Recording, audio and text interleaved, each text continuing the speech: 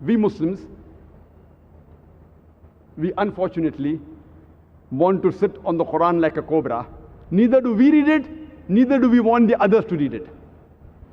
And many of the Muslims, they quote the Quran, saying that Quran cannot be given to the non-Muslim because Allah says in the Quran, and they quote Surah Waqia, chapter number 56, verse number 77 to 80, where it says that this is the Quran which is kept in a tablet well preserved, who none shall touch except those who are pure. It is from the Lord of the worlds. And many Muslims say that, see, the Quran says, none shall touch the Quran except those who are pure. And the non-Muslims, they are najis, they are napak, they are unclean. That's the reason these non-Muslims, they cannot touch the Quran. If we read the Nuzul Quran, why were these verses revealed?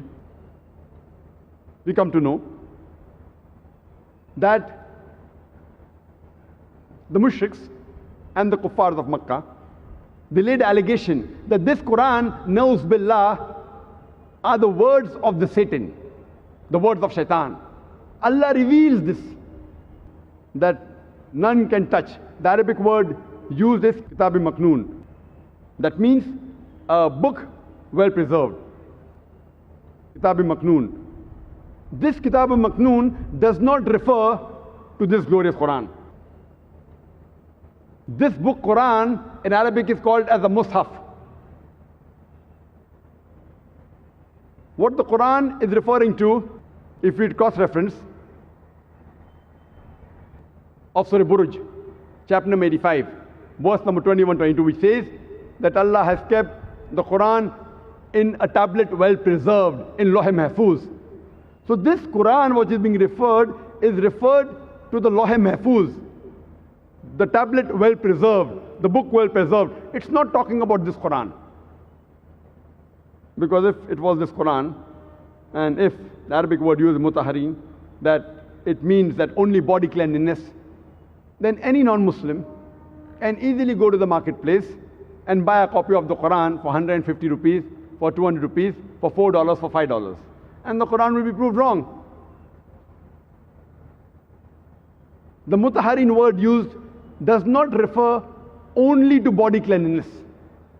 It refers to a person who's pure in heart, in mind, in soul, person who's sinless, referring to the angels, that none will be able to touch the Quran in the tablet well preserved Lawh-e-Mahfuz except the angels, trying to give a reply to the allegations of the mushriks of Makkah that this Quran was not the words of the Satan.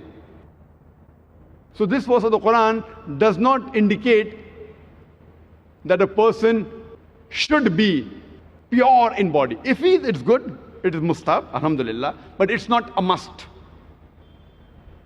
And furthermore, even if it was a requirement, imagine, even if it was a requirement, if a person's shirk can be removed from his life, even if you consider this as a small mistake to touch the Quran without wudu, yet removing the shirk, which is the biggest sin in Islam, to do a small mistake, to remove the biggest sin in Islam, it is yet a very good bargain.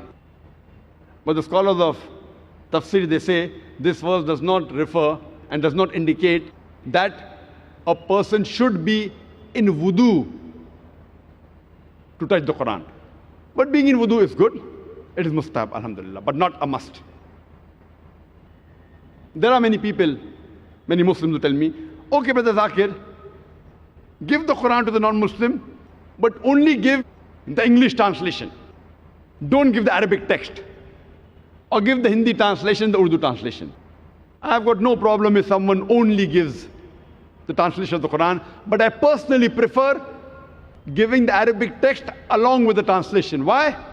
Because the translation is the work of a human being, and no human being is perfect. As I mentioned earlier, that no translation is perfect. And if there is a mistake in the translation, it will not be attributed to Allah subhanahu wa ta'ala. Because if we check it up with the Arabic text, besides the translation, we can easily verify that if there's a mistake in the translation, it is the work of the human being and not of Allah subhanahu wa ta'ala. So I personally prefer giving along with the translation the Arabic text, so that if there is a mistake, Allah subhanahu wa ta'ala, He will not be responsible. It is the responsibility of the translator. And furthermore, if Allah holds me responsible, I will be in good company. I'll be in the company of the beloved Prophet Muhammad sallallahu alaihi wasallam. Why? Because if you read the seerah of the Prophet Muhammad sallallahu alaihi wasallam, he dictated letters to non-Muslim kings in which he dictated verses of the Quran. He told the Sahabas, he dictated letters to non-Muslim kings in which he dictated verses of the Quran. He sent letters to Negus of Abyssinia, to Emperor Heraclius, Emperor of Persia, King of Yemen, King of Egypt. Many of these kings, alhamdulillah, they accepted Islam. But some of them, they even tore the letter. Some of them even trampled it beneath their feet. Imagine, the verses of the Quran dictated by the Prophet. They were torn by these kings, and some of them even trampled it beneath their feet. And one such letter is available in the Koptaki Museum in Turkey, in which the Prophet had dictated the verse of the Quran of Surah Al-Imran, chapter number 3, verse number 64, which says, Kul, ya ahlal kitab, say, O people of the book, ta'alaw ila kalimatin sawa'in baynana baynakum, come to common terms as between us and you. Which is the first term? Allah na'budu illallah, that we worship none but Allah. وَلَا نُشْرِكَ بِهِ شَيْئًا, that we associate no partners with Him. وَلَا يَتَّخِذَ بَعْضُنَا بَعْضًا أَرْبَابًا مِن دُونِ اللَّهِ, that we erect not among ourselves lords and patrons other than Allah. فَإِن تَوَلَّوْا, if then they turn back. فَقُولُوا اشْهَدُوا, say, bear witness, بِأَنَّا مُسْلِمُونَ, that we are Muslims bowing our will to Allah subhanahu wa ta'ala. This verse of the Quran was dictated to the non-Muslim kings by the beloved Prophet Muhammad sallallahu alaihi wasallam. It's yet available in the museum, the Koptaki Museum in Turkey. And I want to ask you the question.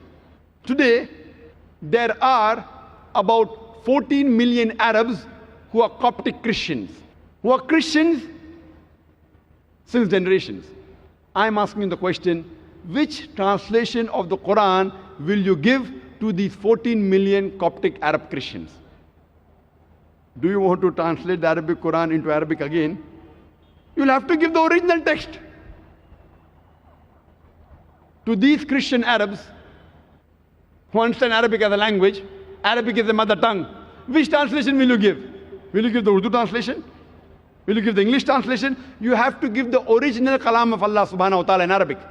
That's the reason I personally prefer, along with the translation, give the original Arabic text. And the Quran was revealed for the whole of humankind, and the last and final messenger, Prophet Muhammad, peace be upon him, was sent as a messenger to the whole of humankind.